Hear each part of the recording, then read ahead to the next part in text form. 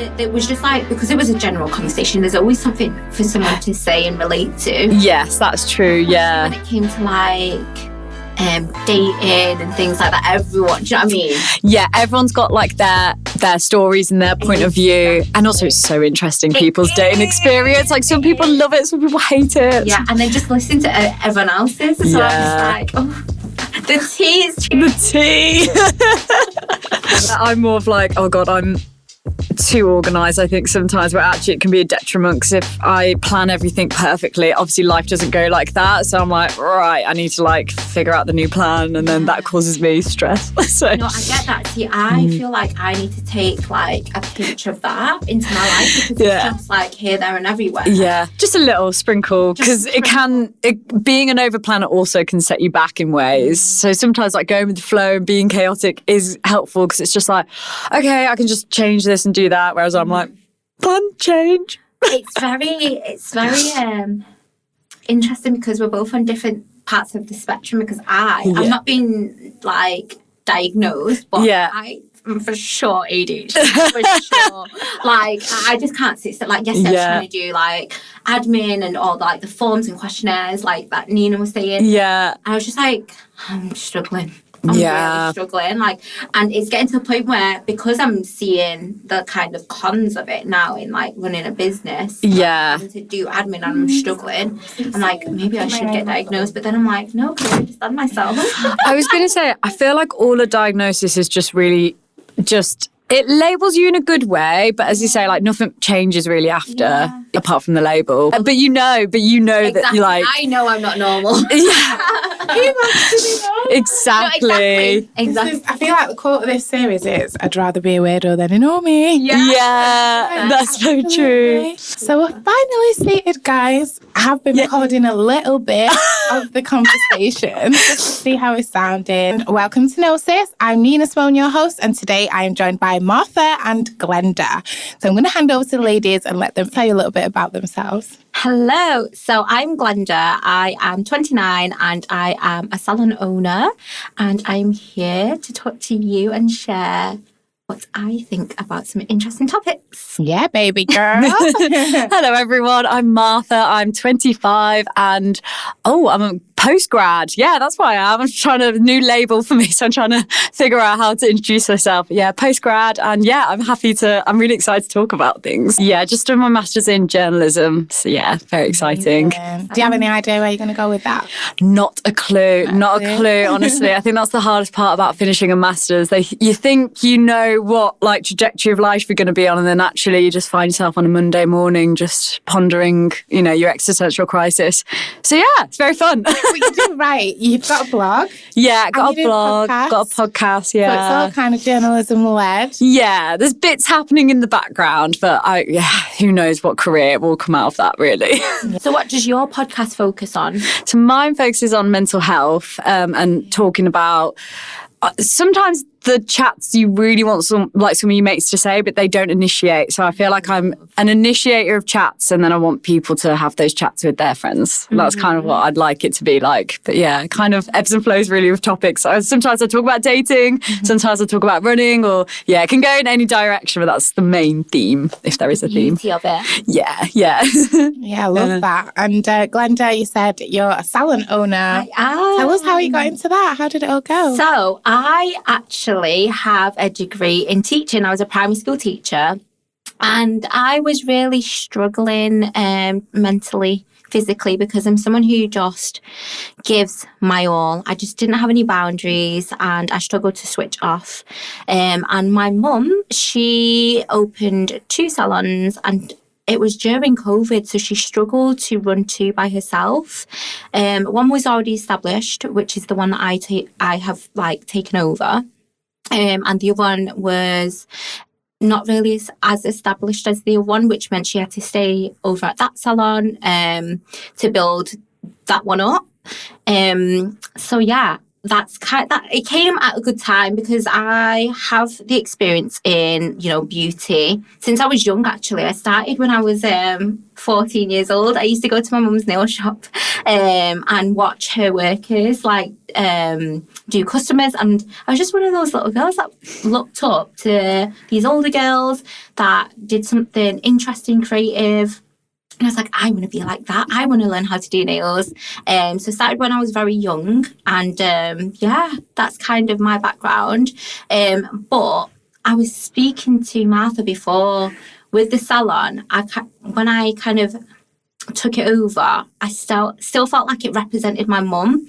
So I've been working on figuring out who I am and what I want it to represent and who I am as a brand, as well as the salon itself. So I'm working on some exciting things for that. Exciting stuff. I need to come in and look, I'm plain Jane today. To do with the salon coming in it. But you seem to have, what I really love about watching you is that you seem to have this balance of life. Like, I'm so chaotic and I do not have a full-time salon to run. But you seem to dance, you started running, and you've got all this other stuff going on. How do you manage it? I'm not going to lie. It's chaotic. It is chaotic. But I was speaking to Martha about this before, actually.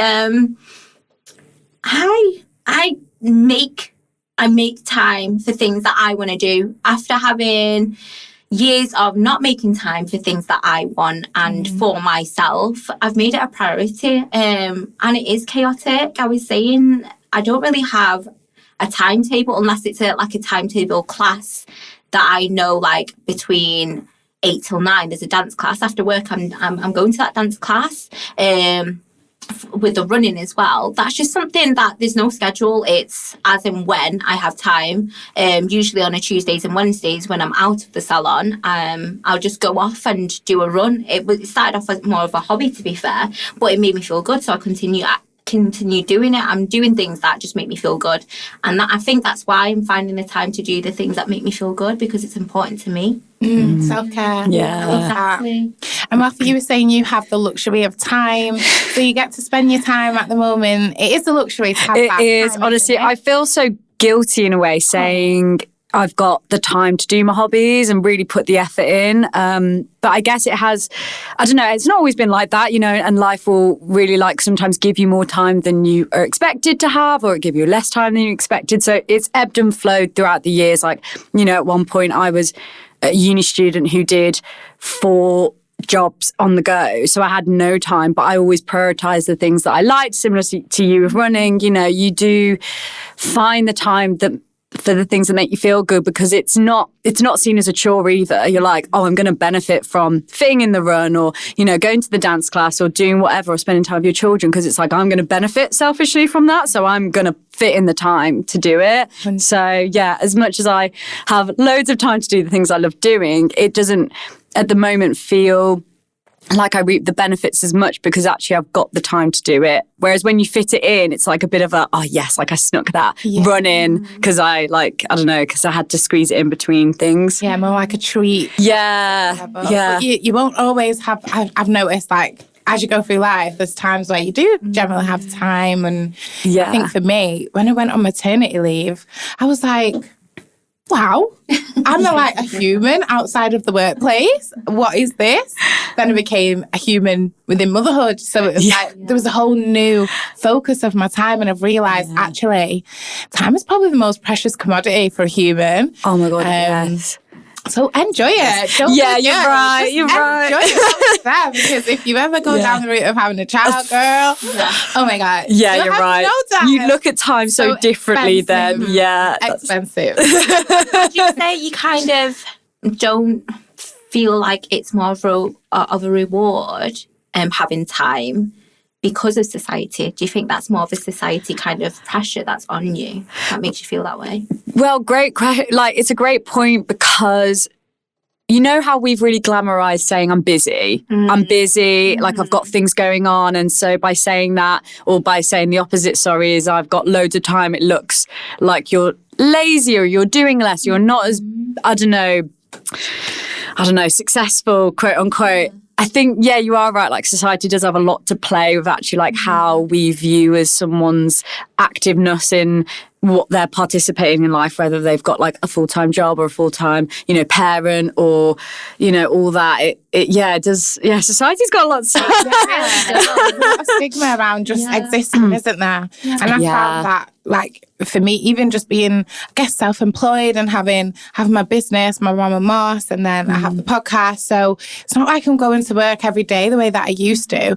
And I found it difficult to like learn to manage my time because it's like I'm the boss of my own schedule. And I'm like, I have to create the time and the windows. Yeah. And if I don't, I find I'm actually like, oh gosh, I've got so much to do and I don't know where to start. So I've just tried to like, I'll dedicate certain days to this and certain days to that. And yeah, it's just kind of management for me. It is.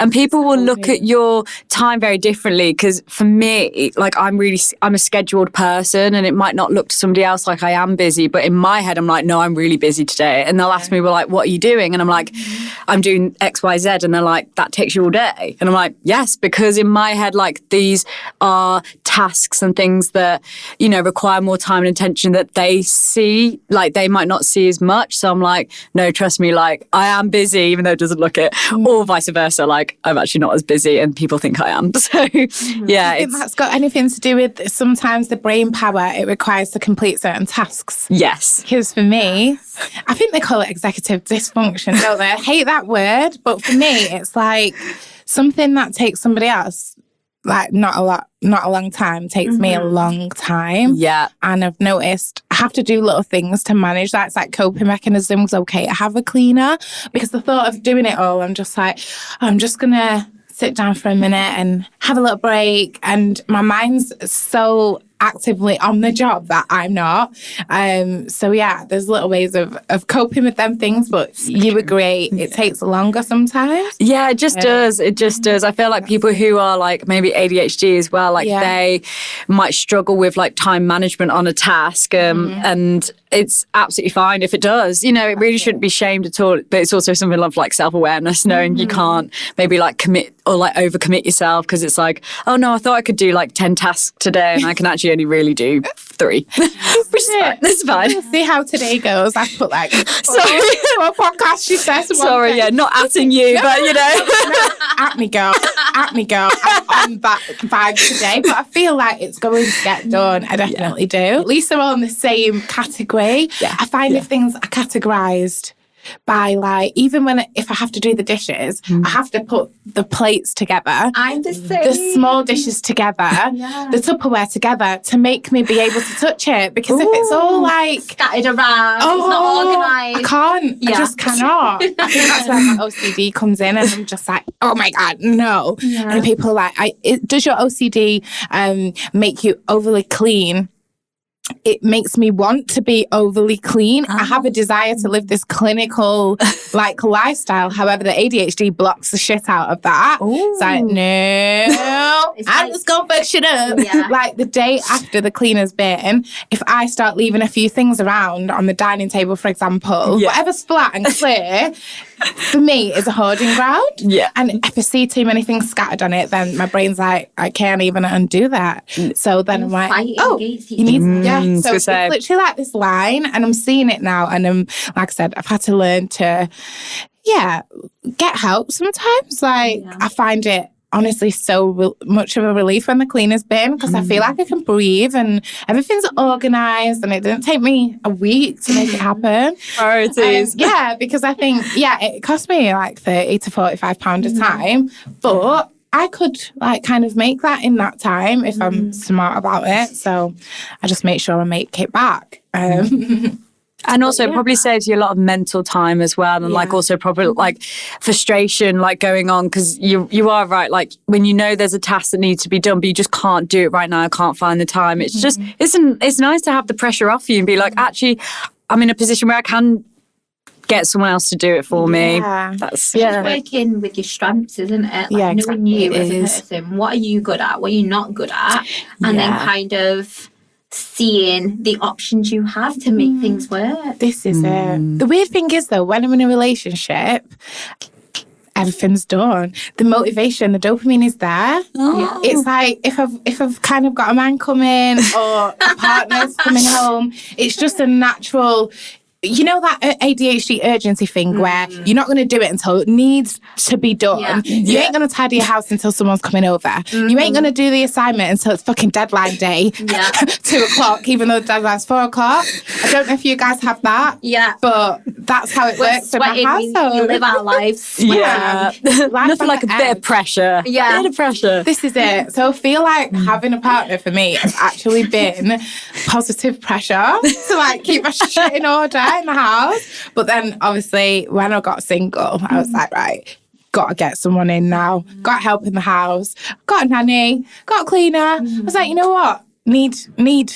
Just can't do it without them. And then as I would get baking days and, we'd get to do things that I couldn't necessarily do with him because I'm in the kitchen getting dinner ready. He's on his own in the living room doing something. And I just thought, let's just like try and manage that. Yeah. And I'm lucky because I've been a student, so you actually get a childcare grant, which gives you about £180 a week for childcare if you're a student, which means obviously that's how I would pay for the nanny. It wasn't like I'm Miss Money Penny over here. No, I was using like the pots of funds that I had to make everything work. I mean, today really what I wanted to talk about is sort of like lifestyle choices and how to stay sane and healthy, I guess, and disciplined. Because I see both of you got discipline, especially when it comes to your sort of fitness journeys. So we need the inspiration. Tell us how we do this. Glenda, have you always been into running? I saw you, what was it, half marathon the other day? Yes. Is that your first one? My first one. Yes. Well done. Thank you. Tell us a little bit about this journey. I have always ran here and there as a hobby, and I didn't really start taking it seriously up until this year. So I went through a breakup. I didn't really focus on myself, let myself go. And I come from an active background. I used to train as a dancer, so I've always been active. So there was a long period of my life where I stopped being active because of priorities. Other than my own. I didn't prioritise myself. I prioritised work, like you said before, making sure the house is clean, what my partner needed and wanted, making sure he was okay. Up until a point where there was no one else to prioritise but myself. And then I got to a point mentally as well where I was telling myself I couldn't do things. So in January this year, I was telling myself I couldn't do 5K runs. So in January, I started going to the gym and I thought, do you know what? I'm going to prove myself wrong. I'm going to do a 5K. So I smashed out a 5K and I thought, do you know, it wasn't even that bad. Why am I telling myself I can't do things? And then whilst I was on the treadmill doing another 5K, I was like, I'm going to sign up for a 10K. And I'm going to tell Glenda that she can do things and she needs to stop limiting herself. Yes. And that's what I did. And once I did that, I think I started to feel and see more of the benefits, both mentally and physically and emotionally as well. I started feeling great. I started loving the person that I seen in the mirror, because I did get to a point where my reflection was upsetting me, because I could see that I wasn't pouring any love and care into myself. So seeing that just kind of made me emotional and it made me happy and it fixed me internally more than anything. And that's the feeling that I kind of got addicted to. And also running a business is hectic. So running for me, it's like an escape. It kind of blocks out the noise. It kind of gives me a moment by myself to organise my feelings. As someone else that I'm not clinically diagnosed with ADHD, but I show quite a few traits. My mind is scattered. So sometimes when I'm running, it does help me kind of just block everything else out and gives me that moment to think about the things that I need to, resolve, kind of fix, develop. but also to connect with nature as well, because I'm a city girl. I'm always like surrounded by like industrial like things, buildings, cars, and just like a little run around like Stillwater Park. It's actually beautiful. It just gives you that moment to also be grateful for the smaller things in life. So there's just so many kind of contributions as to why I enjoy running and have become so addicted to it. But what makes me disciplined is the way that it's trained my mindset. It's helped me become the person I needed to become today in order to, achieve the things that I need to do both personally and professionally in business. Amazing. But yeah. Kind of sharpened. It sounds like it sharpens you a little bit. Sharpened me. Everything. Like, I feel like when you're out in the open as well, when I'm near water, like you said about feeling small, you feel like a little tiny dot, which really we are. And the environment's so vast, it's like it's absorbing all that extra stimulus energy that you had residual. And I find that just by going for a walk or being near, some water, the lake even, that kind of does that for me on a smaller scale. But I can imagine having the run while your lungs are open and everything's sort of absorbing. I feel like you're a lot more absorbent when you're running because you need to, your whole body's just open.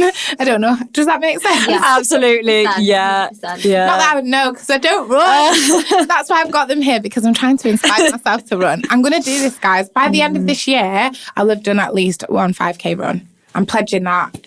I love it. Yeah. Yes, Right. I cannot wait to see it. Yeah, I was going to say, cut that little snippet and just play it in your ears over and over. This is my affirmations from now on. And Martha, you've done it a bit longer, haven't you? So you've always kind of trained and done the running thing. Yeah. So tell us a little bit. I know you told us before, but... Yeah, that's all right. I mean, firstly, can I say, everything you've said I completely relate to, and I don't know whether it's because when you just end up becoming a runner, it's those little bits that you hold on to. It is like the feeling good, and it's the holding yourself accountable, and it's also enjoying where you run and appreciating little bits in life, because running's not easy. And I feel like it's in a nice way, loads of people ask me like, I want to get into running, how'd you do it? And I want to say to them like, I'm not going to be inspiring where I tell you it's easy and like you're going to feel amazing after. You probably won't. You'll probably hate your first run, your second run, your third. I still to this day, I've been running since I was 14. I hate the first 10 minutes of a run. I still hate it. And I've done it now for like nearly 10 years, over 10 years. So it's still hard, even though I've done it for so long. So I guess like the inspiring part about running is it does like mentally open you up in so much more. It makes you stronger, like mentally, and it makes you present. It makes you appreciate your feelings, because you actually have a moment in a chaotic life to go, I'm just going to think about how I'm feeling right now. But yeah, I got into it really because actually I was, I've always been autistic ever since, well, everyone's their neurospicy selves when they're born, but I was diagnosed when I was 3, so I've always known I've been autistic. And so when I was 14, I started to really experience some severe anxiety where I couldn't leave the house. So I didn't go to school and I had no friends and I had no life. So the only way I could leave the house was with my mom, because she'd gone on a run and I couldn't not be with my mom. So I was like, well, she's going on a run. Shit, sorry. I'm going to have to go on a run. So I very quickly got into running because I was like, I can't not be with my mom. So I started running with her. At the time, she was like a lot better than me because obviously she had ran all her life. And I was like, I would run for 10 minutes, hate it, be crying because I'm like, this is horrible. And I feel anxious being out the house. Mom, how dare you done this to me? But eventually, because we'd have to keep doing it because I still couldn't be by myself, I started to run more with my mom. And then soon it was like, oh, Martha, why don't you go on a run on your own? And I was like, okay, let's do this. Let's try. And eventually I could do longer runs on my own. I could be out the house for longer. And then it gave me the confidence to be, going back to school again. And I couldn't not run because I was like, if I'm doing this because I'm running, I can't not run anymore. So I get the discipline really has come from the fact that it's almost scary to see a life for me without running. And that's quite like, I don't know, sometimes I'm thinking, oh God, one day I won't be able to run. And then I won't know what to do. But fortunately, I found other coping mechanisms that don't, torture my body, physically. But yeah, I love running just because it's kind of made me who I am. Like, I'm so much more than just a runner, but I really don't know where I'd be without it. It's quite scary. No, but yeah, when you love something, you can't stand the thought of living without it. Yeah. There is that fear of loss, isn't there? Absolutely, So yeah. I get that. I got it like when I became a mum. I've never really been afraid to like pass away or anything, but when I became a mum, I was like, oh, I need to live. I need to stay here and be here because I want to be here for my little boy kind of thing. So I guess that's where my desire to change my lifestyle and appreciate what I've got while I can use it. My body, I've always sort of been active when I was younger, but I've always found it's quite short intensity, high intensity, but short training that I can do. Like, give me a HIIT class, give me a sprint, anything that's kind of short endurance, I've always been comfortable with. But I remember at school when they tried to get us to do like cross country and longer distance, my body was like, what the fuck? I was just so bored. I couldn't like handle the thought of that endurance. And I think that's where like the mental discipline is definitely something that I would like to work on. But it's funny, I didn't really enjoy running at school, which I know is really ironic now because we choose it as adults. But I don't think at school they set you up to actually enjoy things you could enjoy as an adult. I think sometimes because of the school environment, you end up not really liking it because you've got all the social pressure of like, oh, I've got to run in front of boys, and that can be a bit intimidating. Or I don't know, like I know as girls, especially in sport, it's really hard to find a safe space in it. So yeah, I don't blame you. You feel like your body's like being watched, don't you? And for me, I just remember the thought of like, I grew boobs and I thought, well, like, just the thought of them like jiggling, I'm just like, I don't even want anybody watching me. I started skipping PE. I was just like, no. Once I got a pair of boobs, I was like, you ain't getting me in my PE kit. I'm not doing it. I refused. But I did a lot of sports outside of school. I remember my mum, I was growing my boobs and she was like, you don't need a bra yet. I was like, I do, Mum. I actually have a pair of breasts now. And she was like, you don't need them. You just need a crop top. And I was like, Mum, you're in denial. We went to Marks and Spencer's. Literally, we went to Marks and Spencer's. I got measured and I was actually 32 double D already. I was like, how have I been training without a bra at this size? And how did your mom not see that? Obviously, like, you're going to be self-conscious if you know, and you need support as well. Like, literally. I'm in a leotard. I'm training. But I think really, I don't know, maybe, I think she was just in denial. She was like, no, your boobs are not growing. You don't have breasts. I was like, I do. I wanted to touch on your, you did something massive the other week, didn't you? I did, yeah. To 100K. I can't even introduce it because don't worry. Tell us about that. So I was, I say yes to many things and then I kind of forget I have to train for it. So a few weeks ago, I did a 100K walk. So it was a walk, which I'm not saying is nothing. It was really intense and it was like over a 24-hour period. So we were walking through the night. But actually, I found that not as bad. I did a 50K run the week after, which I think I enjoyed a lot more because running is quicker. And also it's an isolate sport. And I forgot, I do exercise to be by myself. I do it to really like listen to what's going on in here. Whereas on the 100K hike, I was with a group of people, which was lovely because you could facilitate conversation, which obviously I like having. But exercise and social is like not for me. Exercise and, mentally escaping is for me, and for me I don't like the mixing. So I definitely do an ultra marathon any day of the week rather than a hike. I can't do it. Because you've got that extra element of energy that you're having to give out. It's extra energy, isn't it? Absolutely. Social battery. I was drained of just chatting rather than the hike. I was like, I could do the hike again. I just can't chat to these people anymore. I'm sorry. I went non-mute at one point and everyone was like, you're right. I went, yeah, I'm over chatting. I'm so sorry, everyone. My social battery is gone. Honestly. I feel like we need to develop some like rubber bands for like non-verbal time.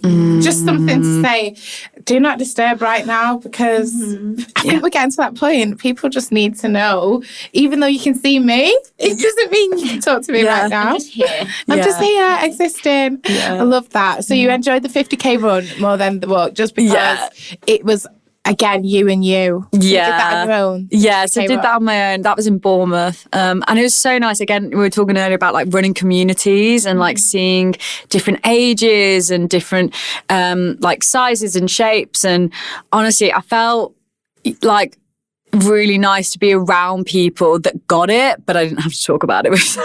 I was just like, yeah, we're all in our little zones. And you might say the odd thing like when you're passing someone, but honestly, it was just like me time. And yeah, I do just love running a long time. I can't do sprints. I couldn't do a HIIT class. I'd be like, oh God, intense for 20 minutes. No, just give me like 4 hours and it's fine. Like, yeah. It's funny how all our bodies are just different and have that different response. But yeah, for me, it's always been short bursts, like hyper little. And once it's done. I'm out. Yeah. Release of adrenaline. Do you think you're an endurance or a sort of mix? Probably a mix. I like a mix of both. Yeah. But I went to Right Robinson, the proper term. Yeah. Which was a sports high school. So I have been exposed to sports like since a young age, and I love it. Wow. I love all types of sport. And you dance as well. I love dancing. The sexy dancing girl. I love that. I've been looking for one local. Where's the one that you go to? In Ardwick. So there's quite a few actually. They're popping up all here and everywhere. So there's 2 in Ardwick. I go to one called Savvy Heels and then another one called It Girls. So yeah. Do you know what it is? It's the community and the support and the people that you meet, because with dance, I've always had that relationship with dance that it was something that I knew I enjoyed. I had a passion for it. It was nothing to do with money for me. But I had no friends at the beginning of this year or last year even. I had friends, but they were all my ex-boyfriend. They were all like linked to my ex-boyfriend. Oh, okay. So I'm just like, I need to go out and find a hobby, which I already had. So I already knew that I enjoyed dance. So obviously that was a good starting point. So I threw myself into dance classes, and I kid you not, I went into the first Savvy Heels class, and I was stood at the back like shy as a mouse, like looking at everyone like, I don't even remember how to dance. What am I doing here? But everyone was just so lovely and inviting, and just to be around that female energy as well, where you feel safe, looked after, understood, heard, seen. Like, it was so special. It's given me so much courage. It's given me kind of the strength to continue and to feel supported. And that's what I love about it as well. That's what I love about the dance classes that I go to. I've made so many incredible friends. I've met so many incredible women that have either been through similar things that I've been through, or even different journeys, and it's just interesting to learn about people, isn't it? So that's what I love that. That's so nice. Community, exactly. Community has done a massive thing for me this year. I'm not gonna lie, I never wanted to stay in Manchester. Only up until this year am I starting to see the beauty of it, like going on the runs, seeing like the nature side of things, but also seeing the community come together and be one, like from all different backgrounds and like upbringings. It's beautiful. That's similar to me, actually. I feel like I've only just started to really enjoy living here, because you find your community, and as soon as you've got your community, again, you start to realise that, oh, actually where I live is quite nice, and actually like I've got my local pub or my local cafe that I like going to see, and it's really nice that you've come back to dance after you've had your breakup. And sometimes you need to like get rid of those like people to like find yourself again, and that's so nice. Makes you question, who are you, what are you doing here, what do you want out of life? And then that I really had to kind of take the time to figure all those things out for me to figure out what I wanted in my business. It's very important. Like, why was I at this salon? Why do I wake up early every day? Why do I go through the stress? Why do I go through, all of this? Like, it's an important question to ask yourself. But it's like you said before, how you've got like at the moment, like you don't know what you're doing and stuff. It's such a beautiful time. Like, is it? And it's so important. Enjoy that. Enjoy it, because like once you find what your next step is or your next adventure, honestly, it can be all go. So now just enjoy like your space, living. Honestly, it's such a luxury. You're absolutely right. people keep saying to me, like, trust me, I'm in such a lucky time right now. Like, enjoy it. And I'm like, okay, I'll enjoy it. Yeah. Just go with the flow. Yeah. Literally. And just exist. It's nice to just be able to exist. Exactly. Yeah. And the hair, girl. I'm in love with this hair. This is how you know this is my time, my life. This is, yeah, very much so. Thank you so much. It's so funny. I never thought I would be that person to like express myself that isn't the norm. Again, like I always thought, because I knew I was always different, I tried so hard to fit in. Mm-hmm. Then you get to a point in your 20s, maybe like mid to late 20s, where you're like, fitting in sucks. And you want to stand out, or you want to just express yourself how you want to express yourself, even if that is like, you know, having your natural hair, but you change it or however you want to. So yeah, I just figured, I was like, I'll go pink. Why not? Mm-hmm. If I hate it, dye it back. And I haven't yet. Do it for you. No, I did it myself. Stop it. Yeah. Because you've literally got all these like highlights and you've got light pink and dark pink. I honestly, I'd love to tell you how. I don't know. It's just I'll put the pink on. I'm like, whatever happens, happens. If you it is what it is. It is what it is, yeah. Maybe I should come to your salon actually just to get the top up of it, because I can't do it myself all the time. Well, that's a venture I'm going to have to explore. Yes. I don't have to do hair just to do your hair. Oh, thanks. Promise I'll be a loyal customer as well, honestly. Love it. See where this is going. Right, guys, I feel like we're coming towards the end of what we've shared. I feel like you've given some beautiful tips, and you guys know I always do a podcast because it's something that I'm curious or passionate about, and I feel like speaking to people who have done different parts of the journey really helped me to be like, okay, you know, not everyone starts a pro, and you know, you've sort of edged into it, and what you said about coming out of a relationship really resonates with me, because some relationships take parts of you that you don't really realize over time. And I think I'm at that point now where it's like I stripped right back to the basics, and something that I realize I don't do enough is give myself that time for the self-care. So it's like, now I've got my home in order and I'm managing that. Now I've got to focus on my health and my well-being. So a little bit of dancing and maybe running. Definitely running. I've set a target now. Yeah, I was going to say, you said it. I've said it, and I've said it online. Yeah. So thank you for sharing. I think I missed something out actually. I wanted to touch on relationships as a distraction or as a complementary, because I think when you have an active lifestyle or you're a woman on a mission, it can complement or disturb, I think, the practices that you have in place for self-care. So I think the final thing I'd like to talk about is how relationships affected that relationship with yourself. Ooh. It's because it's such a good question. I'm like, do you want to take the lead on this one? Right.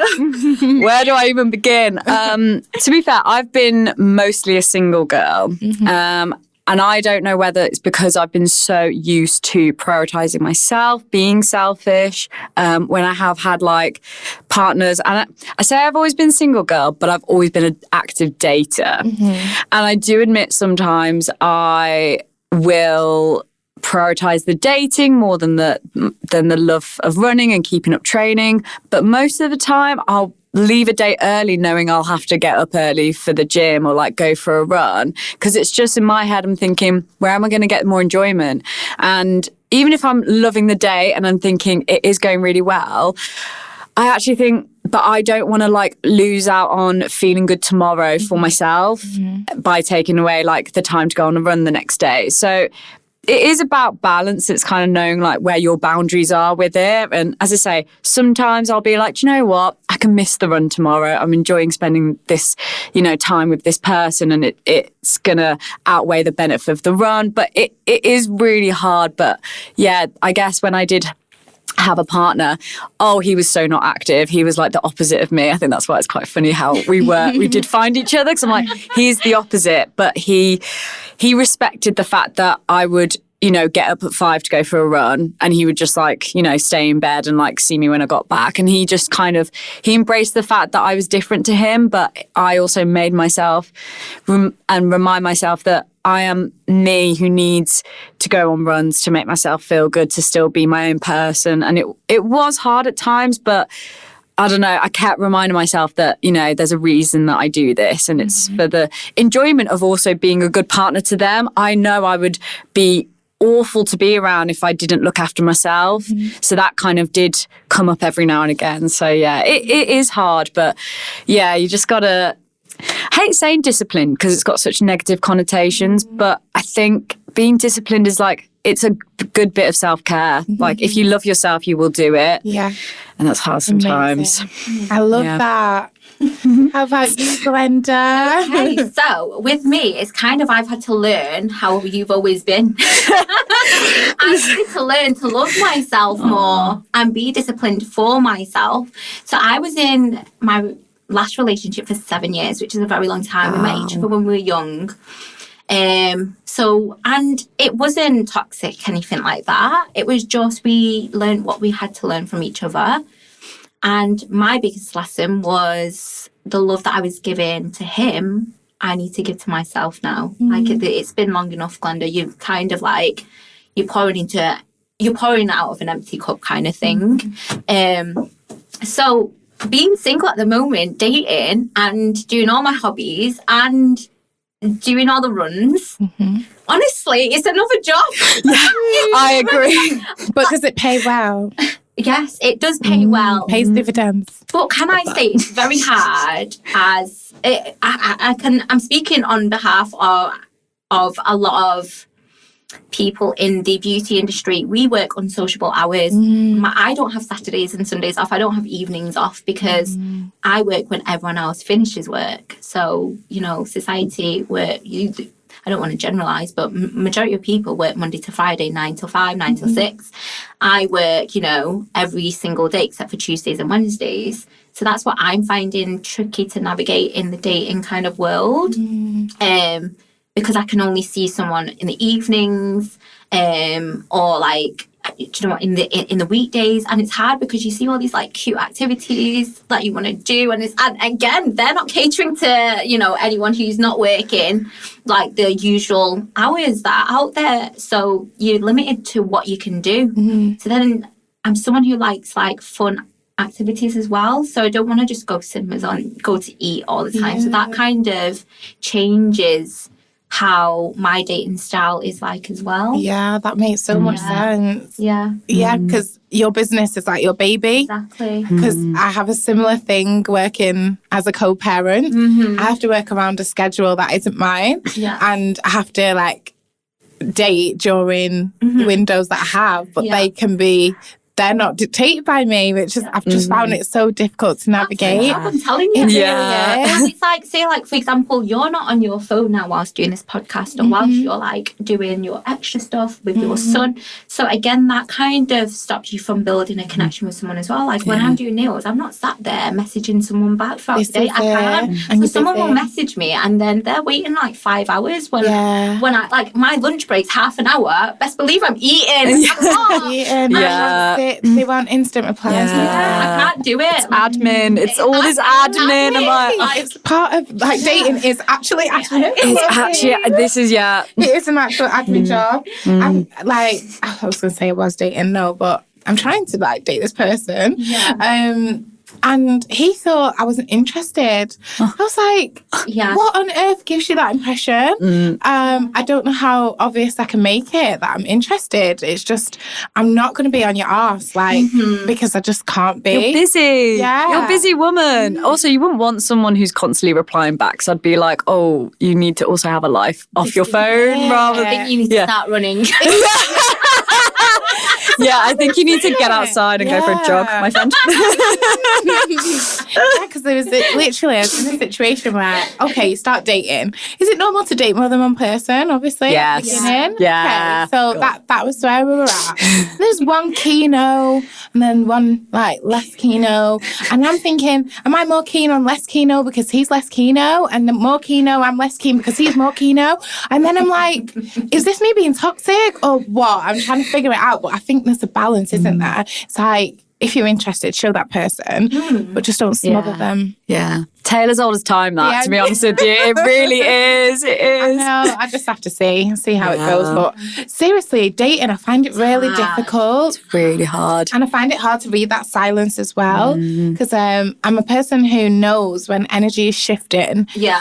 As much as I'm not Yes. going to be in constant contact with somebody, it doesn't mean I can't feel a wave of change. Oh my God. I hate it as well when they sort of actually say, oh, nothing's changed. I'm like, I don't know how to say this without saying I'm in your head, but I know, I know something's different here. Like, I hate, because I think because we're quite sensitive people, pick up emotions and the non-verbal stuff. I can read when a text reads different, even though I know it's a text. Yeah. And I hate saying this because it makes you sound crazy, but I just know.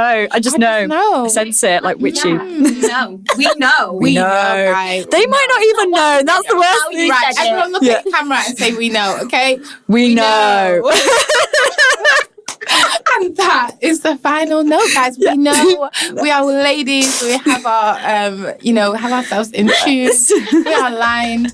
Don't play with us. Exactly. I love this podcast, guys. Thank you. I feel like I've learned some tips. I feel empowered. I hope you guys have enjoyed meeting because it's the first time they've met today. I've literally loved Bounced off it. each other. Yes. Love this. So I'm feeling inspired. I hope you guys are too. Thank you for sharing your journey.